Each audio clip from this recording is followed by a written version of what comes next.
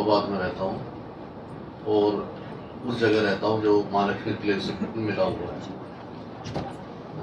25 फरवरी 2020 को तकरीबन सुबह 7-7:30 बजे मेरे पास एक मेरा दोस्त आया, क्योंकि मेरी दुकान थी महालक्ष्मी क्लेव में, इलेक्ट्रिकल की दुकान थी मेरी और काफ़ी बड़ी दुकान थी।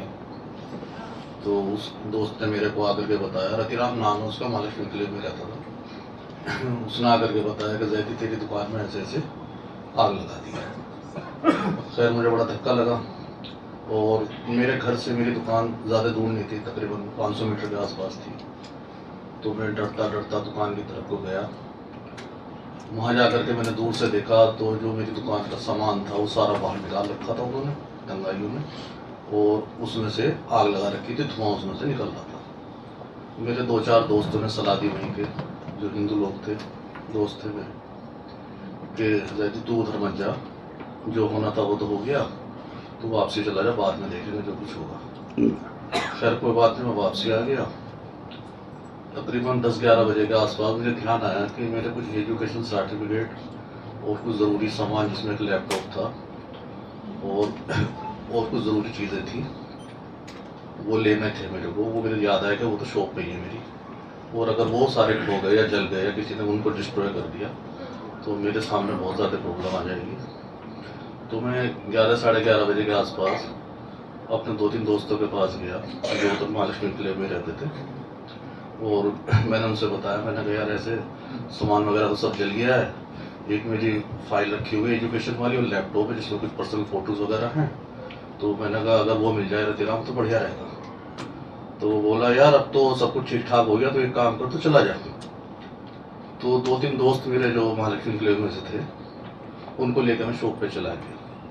शॉप पे जाके देखा तो लोग बाग वहाँ पे जो सामान बचा हुआ था वो कुछ ले आ रहे थे, लूट के कुछ कर रहे थे। शटर मेरी दुकान का बंद था, मैंने शटर उठाया तो देखा तो अंदर सारा सामान बिखरा पड़ा था, सिर्फ फर्नीचर लगा हुआ था। खैर वो बाहर भीड़ इकट्ठी हो रही थी। मैंने उनसे पूछा, मैंने कहा ये बताइए आप, जो होना था वो तो हो गया, मेरे को एजुकेशन सर्टिफिकेट वगैरह या फाइल वगैरह किसी ने उठाई हो तो वो दे दो मुझे, वो मेरे काम आ जाएगी आगे। तो इतने में से जो दंगाई थे उनमें से वो दंगाई इकट्ठे हो गए। भीड़ अलग थी, दंगाई अलग थे, लूटने वाले अलग थे और टॉर्चर करने वाले अलग बंदे थे। तो उनमें से 2-3 बंदे वो आए और 2-3 बंदे आने के बाद वो हमारे मदद के बारे में उल्टा सीधा कहने लगे, और एक बंदा उनमें से चाकू लेकर के, तो इतना बड़ा चाकू था वो लेकर के मेरे उससे दुकान के ऊपर आ गया। अब मेरी सिट्टी बिट्टी गुम गई, मैं अकेला क्या करूँगा। वो जो 2-3 दोस्त मैं लेके गया था साथ में, वो भी दाएं बाएं हो गए, वो क्या करें, और मेरे सामने बड़ी प्रॉब्लम क्रिएट हो गई। मैंने कहा भैया मार दो, मुझे मारना तो बहरहाल मेरा कुछ ऐसा कोई रोल तो है नहीं, मैं बचपन से यहाँ पे महालक्ष्मी क्लेव में रहा हूँ, पला हूँ, बड़ा हूँ, तकरीबन 25-30 साल हो गए मैं रहते हुए। मैं मुस्तफाबाद से कम जाता था, महालक्ष्मी क्लेव से ज़्यादा जाता था। तो लेकिन वो मेरे पुरानी जो मेरी जान पहचान थी, या जो मतलब पुराना कुछ कहते हैं ना, किसी ने कोई अच्छे कर्म करे हो तो उसका फल मिलता है। तो ये देख लीजिएगा कि उसने आके गिरबान पकड़ लिया और इतना हाथ था, मतलब ऐसे था चाकू उसका। इतने में ही एक बंदा हमारी भीड़ में से, महालक्ष्मी क्लेव में से, हिंदू ही था बेचारा, वो आगे सामने खड़ा हो गया ऐसे। वो इस लड़के को कुछ मत कहना, ये हमारे बीच का बंदा है, ये ऐसा बंदा नहीं है। तब जाकर के मैंने 2-3 फोटो ले लिए थे वहाँ पे अपने, जो मेरा माल जला पड़ा था। मैंने कहा हो सकता है आगे इन फ्यूचर काम आए मेरे। तो वो पहले तो उन्होंने फ़ोटो डिलीट करवाए, डिलीट करवाने के बाद तब मेरे को वहाँ से उन्होंने निकाला। दुकान मालिक भी आ गया था, उसने भी खैर रिक्वेस्ट करके जैसे तैसे करके 2-3 लेडीज़ आ गई। यानी कि कहने का मतलब ये है कि मारने वाले भी हिंदू थे। हिंदू तो मैं कह नहीं सकता क्योंकि दगाइयों कोई मजहब तो होता नहीं है, लेकिन बचाने वाले भी मेरे को हिंदू ही थे। उनका बड़ा बड़ा एहसान है। खैर मैं जैसे तैसे करके घर वापसी आ गया। जब घर पे आके बताई मैंने बात अपने बच्चों से, तो वो भी रोने पीटने लगे, पापा तुम्हें कुछ हो जाता तो क्या होता, क्योंकि मेरे 5 बेटियां हैं, लड़का कोई है नहीं। जैसे तैसे करके अपना ज़िंदगी को चला रहे थे अपना जैसे भी था। अच्छा वो दुकान लुटी, ये तो दुख है ही, गलत हुआ। लेकिन उससे बड़ा गलत ये हुआ कि प्रशासन की हमें कोई सपोर्ट नहीं मिली। ये सबसे बड़ी हमारे सामने परेशानी रही।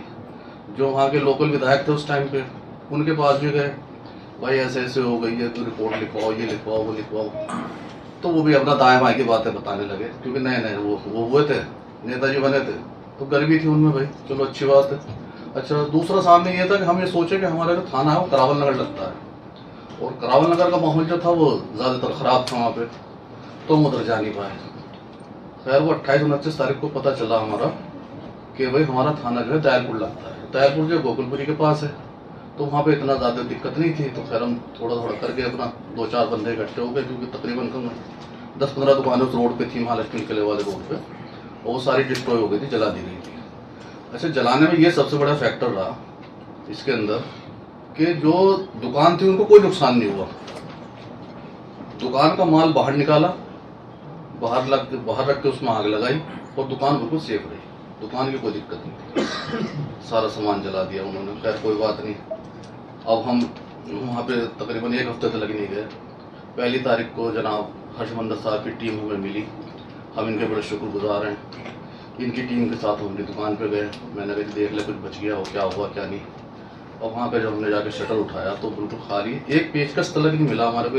जो पेंच होता है उनको झाड़ू लगा दी थी। उसी दौरान वो दुकान मालिक आ गए वहाँ पर। वो बोले कि विदिन 1 सेकेंड अगर हम लेट हो जाते तो ये बत्तम ख़त्म हो गया था। उन्होंने वीडियो वगैरह भी बनाई, हमने स्टेटमेंट भी दिया उन्होंने कि हाँ भाई इसके साथ गलत हुआ है, ये सब कुछ। अच्छा जी, ये मरहला हुआ। इसके बाद जो था फिर दूसरी जंग शुरू होती है हमारी इंसाफ लेने के लिए, कंपनसेशन के लिए लेने के लिए, जो आज तक नहीं मिला। 6-6.5 लाख रुपए का हमारा नुकसान हुआ था उसमें, सारा कुछ खत्म हो गया था, और तकरीबन 5,000 रुपये हमारे को दिए उन्होंने।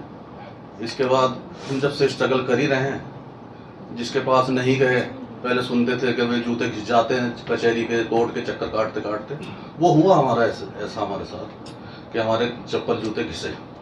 और बहुत बहुत हम शुक्रगुजार हैं अमन बिरादरी के, कारवान मोहब्बत के, कि ये इस बहाने से हमें याद रख रहे हैं हर साल एनिवर्सरी बना करके। नहीं तो हमें तो कोई भी नहीं पूछ रहा, कोई नहीं देख रहा हमारे को। उनको क्या बताएं हम कैसे। एक वो किसी का शेर है, इसी के साथ मैं वो करूँगा कि किस किस को बताएं मजबूरियाँ अपनी।